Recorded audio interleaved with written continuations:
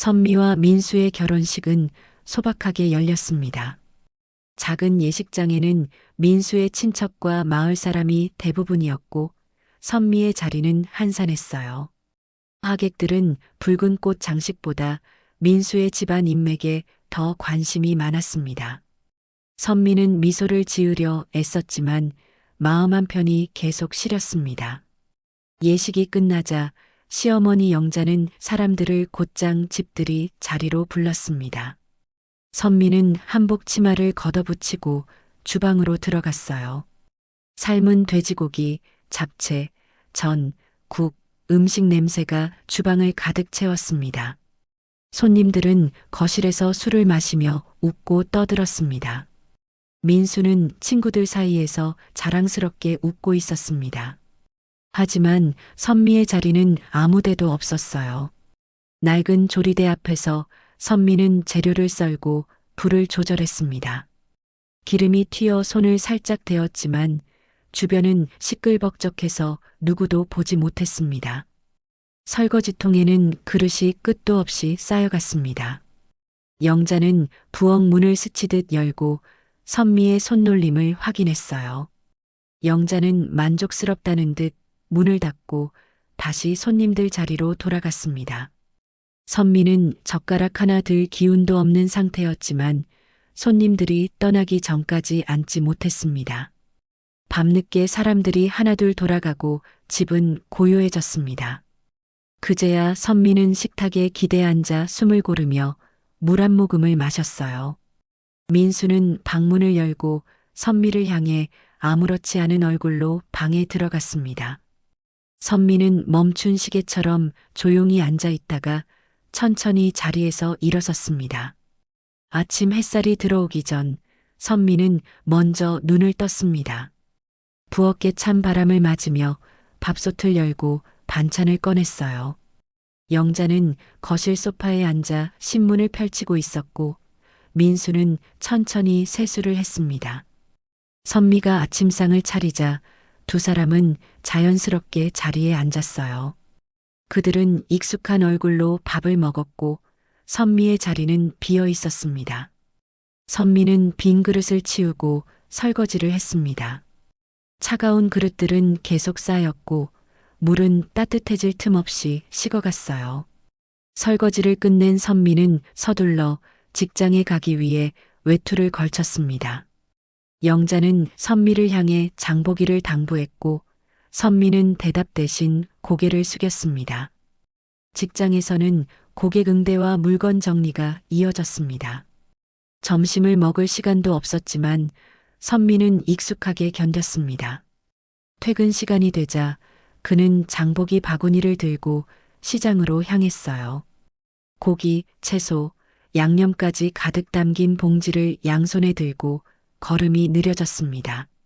집에 도착하자 영자는 반찬이 적다며 냉장고 문을 닫았습니다.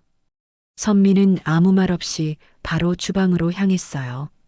기름 냄새가 집안에 퍼지고 냄비에서는 국물이 보글거렸습니다. 저녁상이 차려지자 민수와 영자는 자연스럽게 자리에 앉았습니다. 선미는 아직 앉지 못하고 식탁 옆에서 물컵과 수저를 챙겼어요. 저녁이 끝나고 나서도 설거지와 청소는 모두 선미의 몫이었습니다. 선미의 발바닥은 하루 종일 바닥을 딛느라 뜨겁게 달아오른 듯 했어요.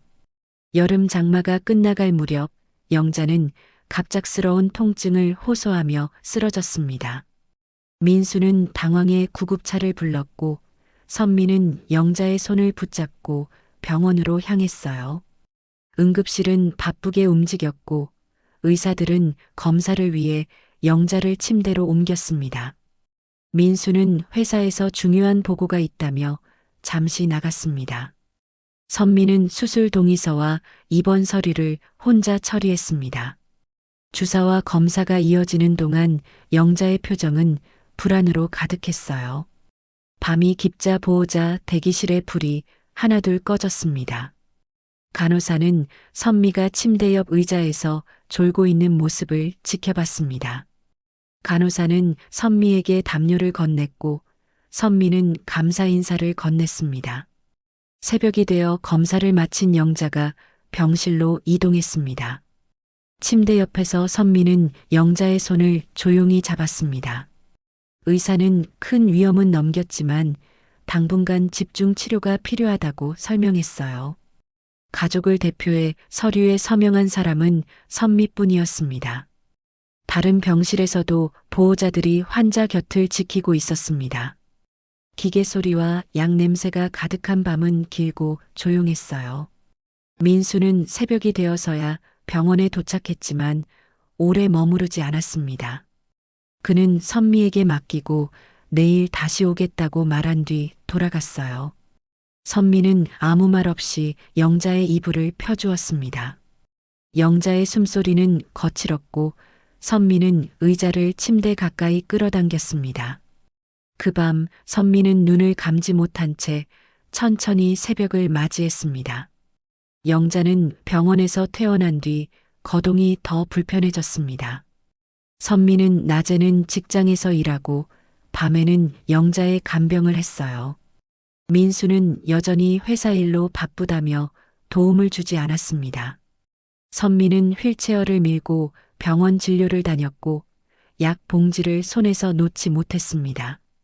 시간이 흐르면서 선미의 머리카락에도 희끗한 색이 늘어났습니다. 마을 사람들은 선미를 효부라 불렀지만 그 말에는 고마움 대신 당연함이 담겨 있었어요. 명절이면 친척들이 찾아와 앉아만 있었고 식탁 준비와 설거지는 모두 선미가 도맡았습니다.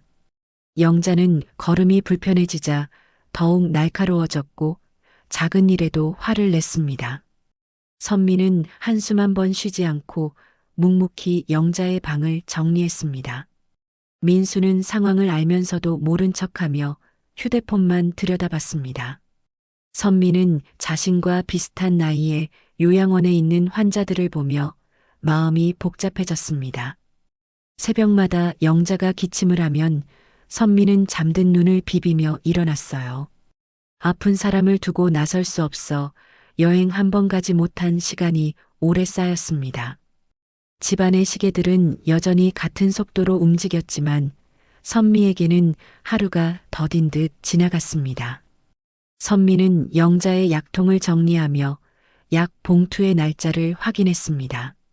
민수는 간혹병원에 들렀지만 선미가 건네는 설명을 흘려듣기 바빴어요. 친정은 이미 오래전에 전화를 걸 사람도 없었고 선미의 세상은 점점 좁아졌습니다. 밤이 되면 선미는 작은 서랍을 열어 봉투 하나를 조용히 바라보았습니다. 그 봉투 안에는 사람들에게 밝히지 않은 이름과 번호가 적힌 명함들이 있었어요. 그리고 그 명함들 사이에는 오래전부터 준비된 한 통의 서류가 조용히 숨쉬고 있었습니다. 가을비가 흩뿌리던 날 영자는 다시 큰 통증을 호소하며 병원으로 실려갔습니다.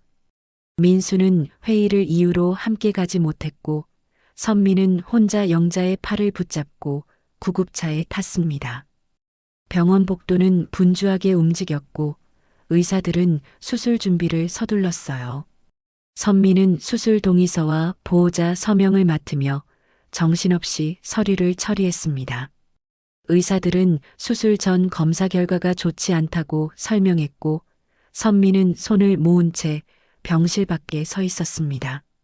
수술이 시작된 뒤 병원 로비는 잠시 조용해졌지만 얼마 지나지 않아 분위기가 달라졌습니다. 검은 세단 여러 대가 병원 앞에 줄지어 멈춰 섰고 빗물이 차량 표면을 따라 흘러내렸어요. 정장을 입은 남자들과 경호원들이 차에서 내리며 병원 입구로 향했습니다.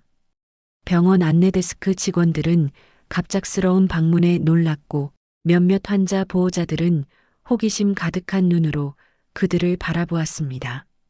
경호원들은 병원의 직원에게 서류를 보여주며 선미의 위치를 확인했습니다. 복도는 금세 술렁였고 환자들은 서로 웅성거리며 이유를 묻기 시작했어요. 수술 대기실 의자에 앉아있던 선미는 발걸음 소리를 듣고 고개를 들었습니다. 장 변호사는 정장을 차려입고 선미를 향해 다가왔습니다. 그의 손에는 두꺼운 봉투와 금색 문양이 찍힌 서류철이 들려 있었어요.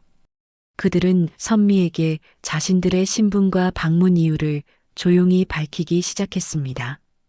병원 로비의 TV에서는 해외 뉴스가 흘러나오고 있었고, 뉴스 속 화면에는 거대한 기업과 상속 문제에 대한 이야기가 이어졌습니다.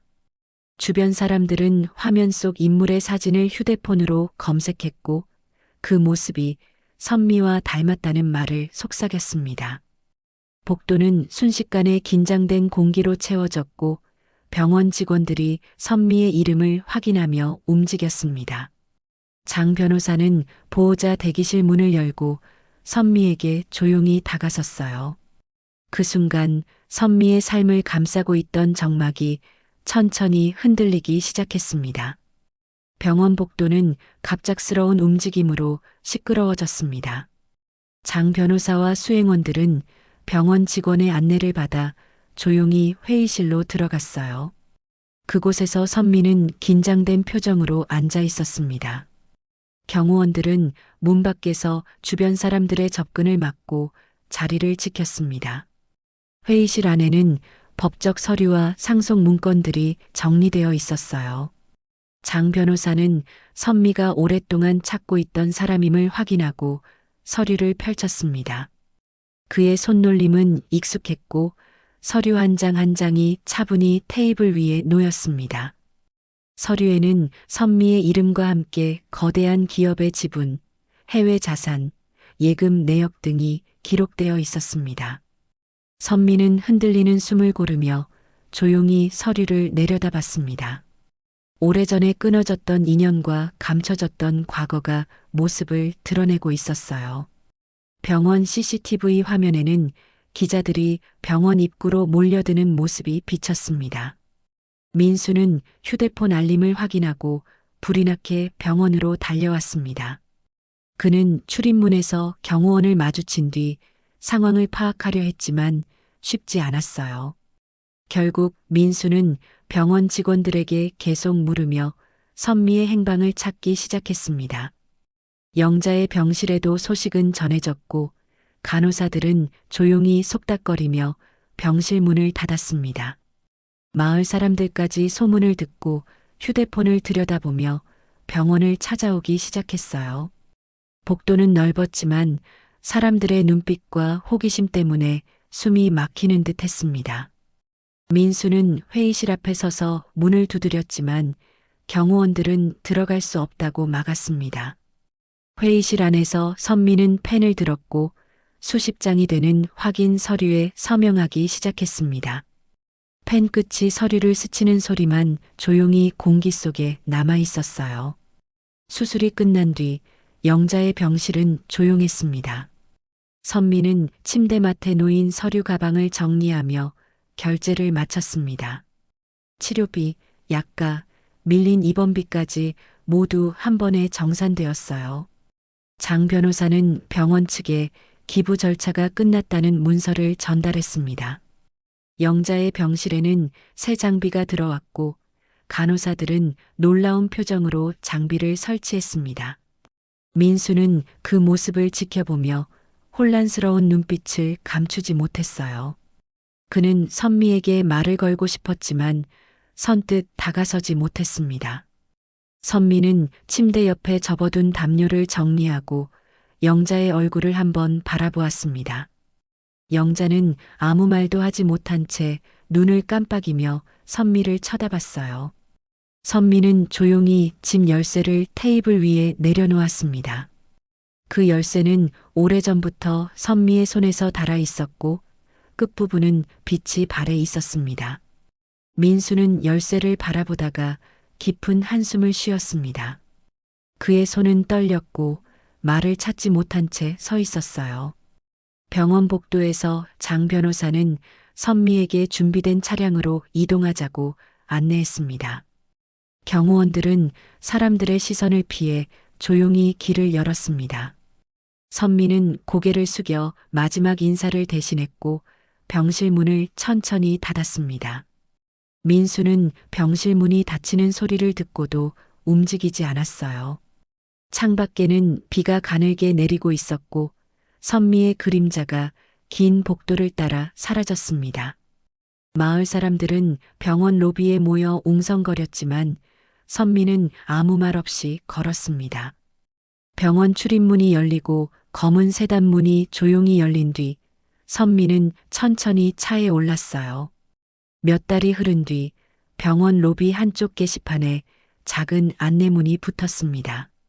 병원 진료 장비가 최신 기기로 교체되었다는 소식이었고 익명의 기부자가 비용을 전액 부담했다는 내용이었어요.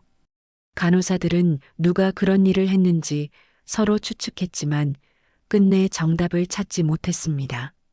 영자는 요양병동의 창가 자리에서 천천히 바깥을 바라봤습니다. 창밖에는 사람들이 오가고 가끔은 아이들 웃음소리가 들려왔습니다. 영자는 창문에 손바닥을 올린 채 조용히 숨을 내쉬었어요. 오랫동안 붙잡고 있던 자존심과 고집이 한순간에 무너진 듯 했지만 되돌릴 시간은 남지 않았습니다.